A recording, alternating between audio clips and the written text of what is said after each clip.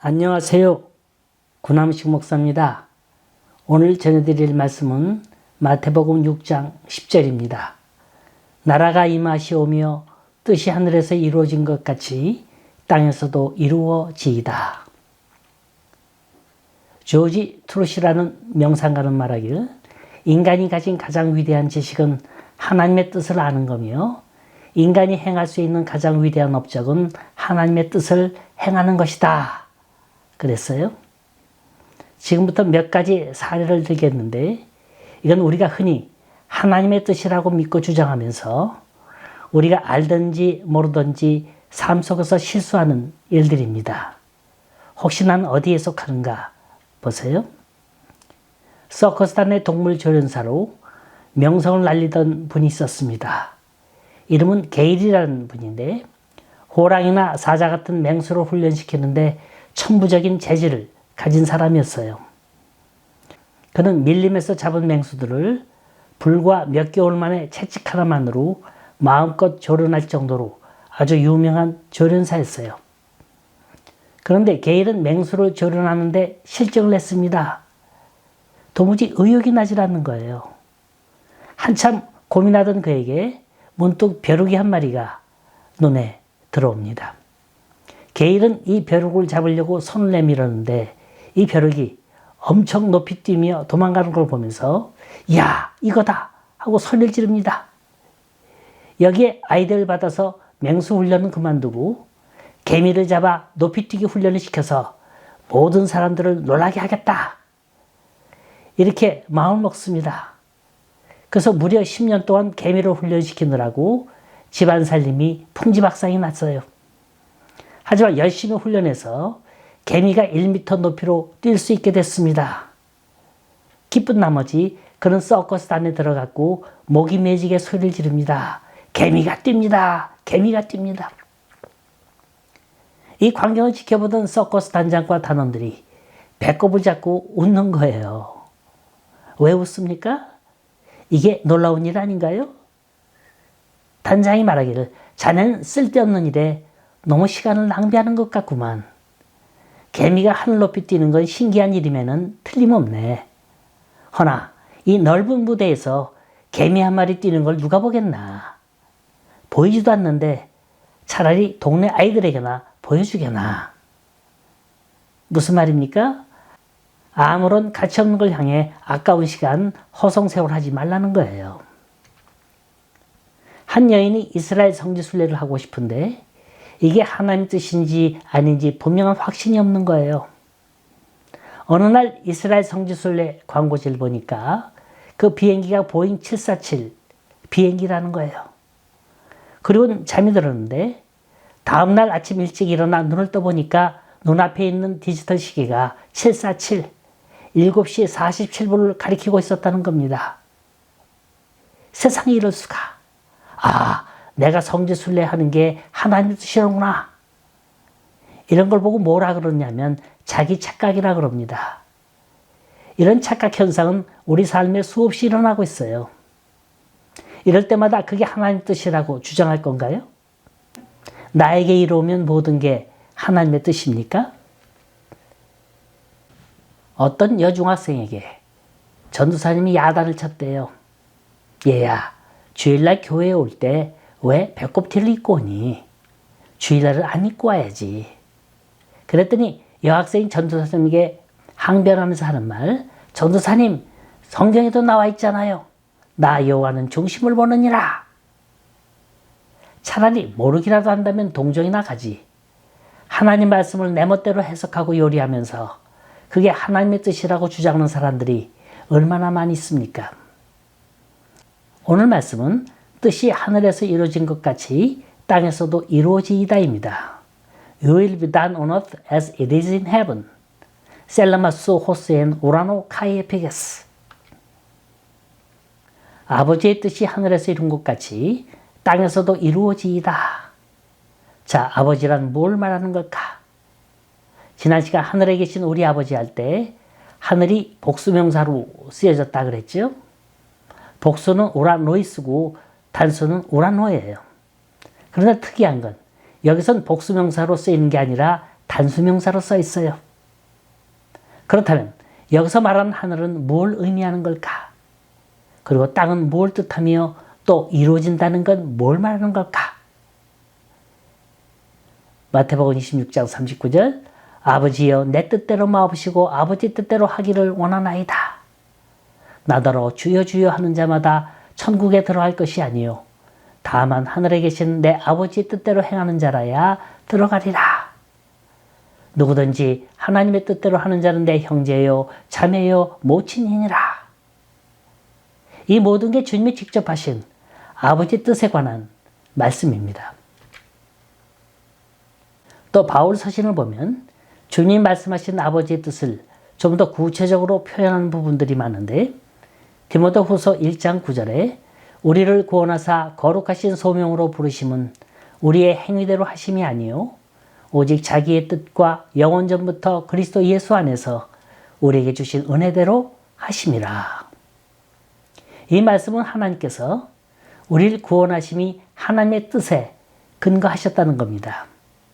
다시 말해서 하나님의 뜻이란 하나님의 목적이요 기쁨이요 소원이요 계획입니다. 우리에게 향하신 여호와의 인자하심이 크고 크도다 크시도다. 이게 하나님이 우리를 향하신 뜻이에요. 항상 기뻐하라 쉬지 말고 기도하라 범사에 감사하라. 이는 그리스도 예수 안에서 너희를 향하신 하나님의 뜻이니라.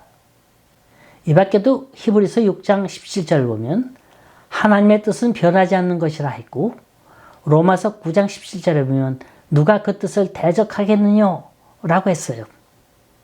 하나님의 뜻은 아무도 거역할 수 없는 불가항력적인 거예요.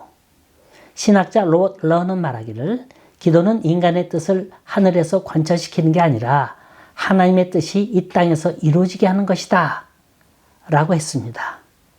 즉 기도란 하나님의 뜻을 꺾는 게 아니라 내 삶을 하나님의 뜻에 맡기는 거예요. 우리의 소원 성취보다는 하나님의 큰 목적과 그분의 소원을 이루어드리는 것, 그게 기도인 겁니다. 제가 좋아하는 성경 구절이에요. 마태복음 6장 33절 너희는 먼저 그 나라와 그 의를 구하라. 그리하면 이 모든 것을 너희에게 더하시리라. 여기서 말하는 그의 나라와 그 의가 뭐예요? 하나님의 뜻이에요. 이미 모든 것 준비되어 있어요. 우리가 뭘 하며 어디서 살며 어떻게 되든지 간에 하나님은 나의 삶을 구체적으로 계획해 놓고 계십니다. 고로 우리는 내 인생이 내 목표대로 진행되는 게 아니라 하나님의 완벽한 마스터 플랜 아래 이루어지길 갈망하라는 거예요. 내 뜻대로 마옵시고 주님 뜻대로 되길 원하나이다. 내 인생이 하나님 손에 붙들린 삶이 되길 원합니다. 이게 하나님의 뜻을 구하는 거예요. 다윗은 그렇게 살았습니다. 그래서 그는 위대한 성공자가 됐어요. 그가 시편에서 노래하는 기도의 자세를 보세요. 하나님을 대하는 그 자세를 보세요. 이사야서 55장 8절 9절 보면 나의 생각과 다르며 너희의 길은 나의 길과 다르다. 하늘이 땅보다 높듯이 나의 길은 너의 길보다 높으며 나의 생각은 너의 생각보다 높다. 이게 다윗의 기도예요. 감히 나 같은 게 내 판단이나 소견 같은 걸 하나님 앞에 내놓을 수 있겠습니까? 그저 나는 하나님 뜻에 복종할 뿐입니다. 이런 거예요. 그렇다면 하나님이 사랑하는 자에게 나쁜 걸 주시겠습니까? 아니죠. 주시되 최고의 좋은 것으로 우리에게 가장 적합한 것으로 가장 적절한 시간에 가장 적절한 장소에서 주시는 거예요. 예레미야서 29장 11절 보면 이런 말이 나와요.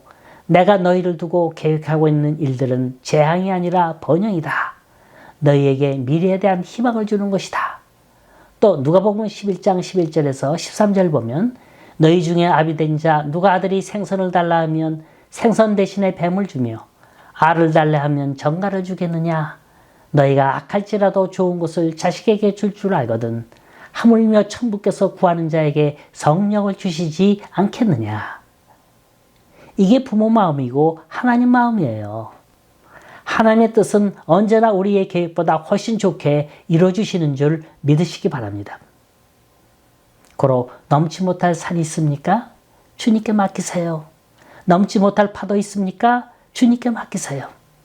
우리가 가야 할 인생길이 아무리 멀고 험하다 할지라도 이 길은 나 혼자 가는 길이 아니라 주님과 함께 주님이 대신 가는 길인 줄 믿습니다. 이게 사도 바울이 로마서 8장에서 얘기하는 전체 스토리예요. 하나님의 뜻은 항상 우리에게 유익하고 복되게 전개됩니다. 따라서 우리는 하나님의 뜻을 구할 때 이렇게 기도해야 돼요. 주님의 뜻을 발견하는 걸 도와주소서. 주님의 뜻을 이해하는 걸 도와주소서. 주님의 뜻에 순종하는 걸 도와주소서. 주님의 뜻대로 행하는 걸 도와주소서. 17세기 말 독일의 비 슈몰크 목사님이 30년 종교전쟁 이후 36개 지방의 여러 교회를 맡아서 목회를 하셨어요. 그런데 어느 날 부인과 함께 신방을 갔다 돌아와 보니까 집에 불이 나 완전히 잿더미가 돼버렸습니다. 사랑하는 두 아들이 불에 다 죽어 있었어요. 이런 청천벽력 같은 슬픔과 와중 속에서도 그는 조용히 뭐라 기도하느냐면 내 주여 뜻대로 행하시옵소서. 온몸과 영혼을 다 주께 드리니 이 세상 고락간 주 인도하시고 날 주관하셔서 주 뜻대로 하소서. 549장 찬송입니다. 자, 기도란 인간의 뜻을 하늘에서 관철시키는 게 아니라 하나님의 뜻이 이 땅에서 이루어지게 하는 거예요. 하나님의 뜻을 행하는 사람만이 기도 응답을 받는 겁니다. 그를 향하여 우리의 가진 바 담대한 것이 이것이니 그의 뜻대로 무엇을 구하면 들으십니다. 오직 하나님의 뜻을 행하는 사람만이 영원히 남습니다. 왜냐? 하나님의 뜻은 높고 크고 좋고 범사에 잘되고 복되기 때문에. 자, 이번엔 하늘입니다. 왜 하늘을 단수명사로 썼을까? 이건 크게 두 가지 의미로 해석해 볼 수 있어요. 하나, 하늘이란 예수 그리스도 자체를 가리키는 말이라는 거예요. 바리새인들이 하나님이 어디 계신가 보여달라 그러죠? 그때 주님이 뭐라 말씀하십니까? 날 본 자는 이미 하나님을 보았거늘 왜 더 보여달라고 그러느냐? 주님 자체가 하늘이었어요. 누구든지 나로 말미암지 않고는 아버지께로 갈 자가 없느니라. 하나님이 이 세상을 이처럼 사랑하사 독생자를 주셨으니 누구든지 저를 믿으면 저가 누구예요? 독생자 예수예요. 멸망치 않고 영생을 얻게 함이니라. 너희는 무엇이든지 내 이름으로 구하라. 그리하면 이루리라. 나는 포도나무여 너희는 가지니 나는 하늘이요 너희는 땅이니. 자, 뭐가 다릅니까? 그래서 이 하늘은 예수님을 지칭한다 해서 단수로 써 있습니다. 그렇다면 우리가 예수님이 하시는 일을 우리가 본받아야 한다면 우리가 뭐가 됩니까? 주님이 하늘이라면 우린 땅이 되는 거예요. 주님이 대야의 물을 떠서 제자들의 발을 씻기는 성김의 도를 가르치셨다면 너희도 내가 행한 것처럼 그렇게 하라. 뜻이 하늘에서 이루어진 것 같이 땅에서도 이루어지이다. 주님이 하신 것처럼 우리도 그렇게 하여 주옵소서. 그런 말이에요. 주님이 제자들을 그렇게 사랑하신 것처럼 너희도 내 이웃을 내 몸과 같이 사랑하라. 주님이 평생의 말씀으로 가르치신 것처럼 너는 예루살렘과 유다와 사마리아와 땅끝까지 이르러 내 증인이 되라 하면 우리가 그 말씀대로 행하는 그 자체, 이게 하늘에서 이룬 것 같이 땅에서도 이루어지다인 거예요. 또 하늘에 대한 다른 의미는 뭔가 하면 이 단수로 기록되어 있는 하늘은 하나님의 뜻이 완전히 이루어진 사회, 즉 하늘나라를 말합니다. 주님이 십자가에 달리셨을 때 7마디의 말씀을 하셨죠. 이걸 가상칠언이라 하는데 그 중에서 제일 마지막에 한 말씀이 뭡니까? 다 이루었다. 하나님 나라의 일을, 하나님의 구속사업을 십자가에 달리심으로 말미암아 다 이루셨다는 거예요. 이게 하늘의 뜻이었어요. 이게 주님이 가신 길이었습니다. 누구든지 나를 따라오려거든 어떻게 하라? 자기 십자가를 지고 나를 따르라 했어요. 하늘의 뜻이 땅에서도 이루어지이다. 그래서 주님의 12제자들이 어떻게 했습니까? 사도 요한을 제외하고는 모두 순교의 길을 갔어요. 왜? 무엇 때문에 그렇게도 무참히도 죽어야만 했습니까? 하늘의 뜻을 이루기 위해서. 우리가 복음 전하기 위해서 고난의 길을 가죠. 이게 하늘의 뜻을 이루는 하나의 과정인 거예요. 그래서 주님께서 우리에게 뜻이 하늘에서 이룬 것 같이 땅에서 이루어지이다라고 기도를 가르치시면서 이 기도의 실현을 위한 몇 가지의 책임을 요구하고 계십니다. 첫째, 기도하라는 거예요. 지구촌교회 이동원 목사님의 표현을 빌리면 하나님의 뜻을 강물에 비교한다면 기도란 수도관과 같아서 수도관을 통해 하나님의 뜻인 강물이 거세게 밀려오는 거예요. 기도 없이는 하나님의 뜻을 분별할 수도 없고 기도 없이는 하나님의 뜻은 이루어지지 않습니다. 왜냐하면 하나님은 오직 기도를 통해서만 그의 뜻을 실현하시기로 작정하시기 때문인 거예요. 이건 여담입니다만 기도의 장소에 대해서 말씀드릴게요. 이게 하늘과 연관되어 있기 때문에 말씀드리는 거예요. 어떤 아이가 한밤중에 소변이 마려워서 잠이 깼어요. 그리고 화장실을 다녀와서 다시 방으로 들어가는데 마당에 누가 있는 것 같았어요. 보니까 고모예요. 이 고모가 노처녀거든요.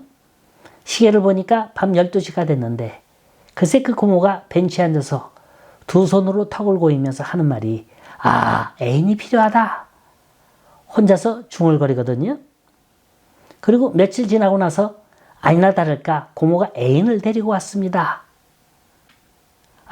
이제야 알겠다. 저 벤치가 무슨 신비한 힘이 있는가 보구나. 생각하곤 이 아이가 일부러 밤 12시까지 기다렸다가 살금살금 그 벤치에 다가앉고는 고모가 한 것처럼 턱을 괴고 나는 세발 자전거가 필요해. 제가 말씀드리고자 하는 건 우리가 기도하는데 그 어떤 시간 어떤 장소에 마력이 있다고 생각하는 사람이 있다는 거예요. 내가 이번에 말이야 어떤 기도원에 갔는데 거기서 기도 응답을 받았어. 그 기도원이 어디야? 나도 한번 가볼게. 이건 하늘이란 개념을 잘못 알고 있는 거예요. 우리가 하나님을 전지전능하신 하나님, 무소부재하신 하나님이라 그러죠? 이 말이 무슨 말입니까? 하나님은 어느 곳에나 계신다는 거예요. 비행기를 타고 가도 하늘이 있고 섬에 가도 하늘이 있고 깊은 산속에 들어가도 하늘이 있습니다. 왜 집에서 창문을 열고 밖을 내다보면 거기에 하늘이 있지 않던가요? 하늘에 계신 아버지는 어디에서나 대화가 가능하신 분입니다. 꼭 새벽 2시에 일어나야 영빨이 세게 받고 깊은 산속 기도원에서 부르짖어야 그 기도가 센 기도가 아니라는 거예요. 하지만 이런 건 있어요. 사도행전에 성령이 임했을 때 12제자와 120문도가 마가의 다락방에 모였죠. 이때 성령이 불의 혀처럼 갈려지더니 입에서 방언을 하고 뜨겁게 기도의 체험을 하게 됩니다. 이게 뭔가요? 기도의 힘이에요. 혼자의 힘보단 둘의 힘이 낫고 둘의 힘보단 셋의 힘이 난 거예요. 성냥개비 하나를 켜서 불을 붙이면 부시시 하고 다 없어지지만 이 성냥개비가 여럿이 모여보세요. 엄청난 화력을 나타냅니다. 우리가 교회에 나와서 찬송을 부르고 통성기도하는 이유가 바로 이런 거예요. 내가 연약해질 때 주위에서 타오르는 그 뜨거운 성령의 불길로 인해서 나도 덩달아 불이 붙어지는 거예요. 백직장도 맞들면 나요. 기도도 함께하면 힘이 있는 거예요. 나 홀로 신앙이란 결코 있을 수 없어요. 서로 밀고 당기면서 함께 더불어가는 게 그게 신앙의 길인 겁니다. 두 번째, 하늘의 뜻이 땅에서 이루어지게 하는 기도를 하기 위해서는 자신을 부인해야 한다는 거예요.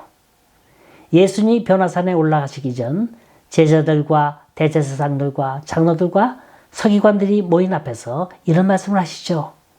내가 예루살렘에 올라가면 고난을 받고 죽임을 당하고 제3일에 다시 살아나야 할 것이다. 이때 성미 급한 베드로가 뭐라 말하냐면 주여 그리 마옵소서 이런 일이 결코 주님께 이루어져서는 안 됩니다. 그러니까 사탄아 내 뒤로 물러가라 너는 나를 넘어지게 하는 자로다. 그 다음 말씀이 중요해요. 네가 하나님의 일을 생각하지 않고 사람의 일을 생각하는구나. 그리고선 하시는 말씀이 아무든지 나를 따라오거든 자기를 부인하고 자기의 십자가를 지고 나를 쫓을 것이니라. 주님께서 십자가를 향해 가시는 이유, 십자가를 짊어지시는 이유, 십자가 위에 피를 뿌리신 이유는 이게 바로 예수님을 이 땅에 보내신 하나님의 뜻이었기 때문입니다. 마찬가지로 우리 각자를 향한 하나님의 뜻이 있는데 그게 바로 우리의 십자가인 거예요. 바울 사도는 고린도전서 15장 31절에 나는 날마다 죽노라고 고백합니다. 내가 살아서는 결코 하나님의 뜻을 알 수가 없는 거예요. 내 자아가 살고 내 고집이 살고 내 교만이 살고 내 지식이 있으면 하나님은 저 멀리서 구경만 하고 계신다는 겁니다. 세 번째, 자신을 부인할 뿐 아니라 더 나아가 하나님의 뜻 앞에 우리 자신을 즐거운 마음으로 드려야 합니다. 예수님의 생애는 한마디로 자신을 하나님께 드리는 삶이었어요. 드리되 아주 철저하게 피 한 방울도 남기지 않고 드리셨습니다. 이건 내가 원해서 했던 일이 아니라 아버지께서 원하시는 일이었기 때문에 아버지를 위해서 일부를 드린 게 아니라 전부를 드린 거예요.